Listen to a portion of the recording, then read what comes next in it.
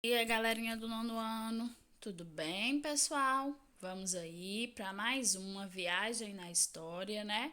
Vamos fazer a correção da semana 5 do PET 2. O tema é os desdobramentos da consolidação do sistema capitalista, conflitos e crises. O PET vem trazendo nessa semana a discussão de três grandes temas, né? A Primeira Guerra Mundial, a crise de 1929 e a Revolução Russa. A Primeira Guerra Mundial é uma guerra imperialista, né? O imperialismo aí se formou a partir da Segunda Revolução Industrial, né? Caracterizando a consolidação do sistema capitalista e a luta e busca das potências europeias por mais mercado consumidor, matéria-prima e mão de obra barata. Além, né, do imperialismo, outras causas geraram a Primeira Guerra: a política de aliança, a paz armada, a corrida armamentista, o revanchismo, as disputas territoriais e o estopim, que foi a morte de Francisco Ferdinando. Terminado aí, né, a Primeira Guerra, em 1918, entrou-se no chamado período entre guerras.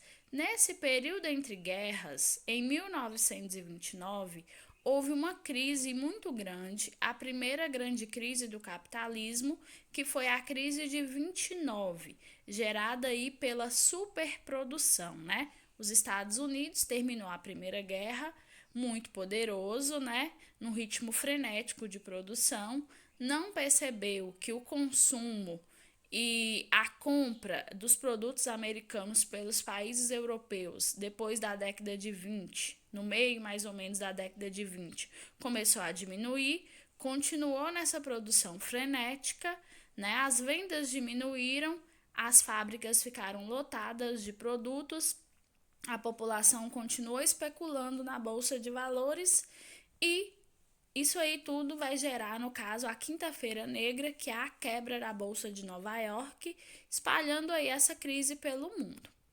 E outro evento importante nesse mesmo período é a Revolução Russa de 1917.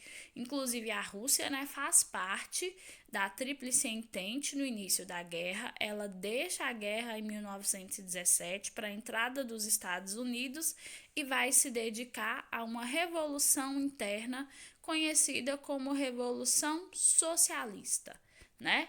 No qual a Rússia vai inaugurar aí o primeiro país socialista do mundo, a URSS, União das Repúblicas Socialistas Soviéticas, que vão ser aí, né, os protagonistas da Segunda Guerra Mundial, e esse Estado socialista vai durar aí até cerca do início aí da década de 90.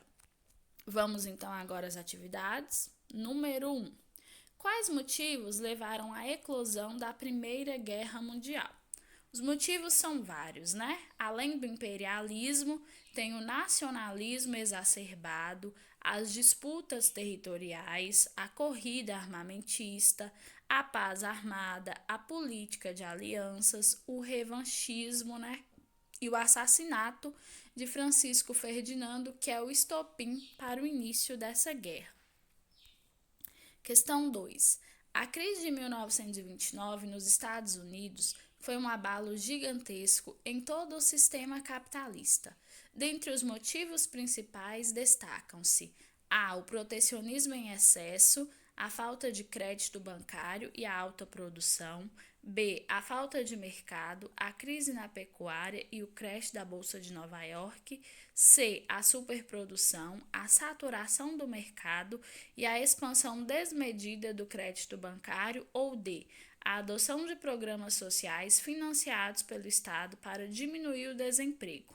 Acertou quem colocou letra C, né? A crise de 29 começou por causa da superprodução, que vai saturar o mercado, e também, né, a especulação desmedida dos americanos vai gerar a quebra da bolsa e o espalhamento da crise, formando uma grande depressão pelo mundo.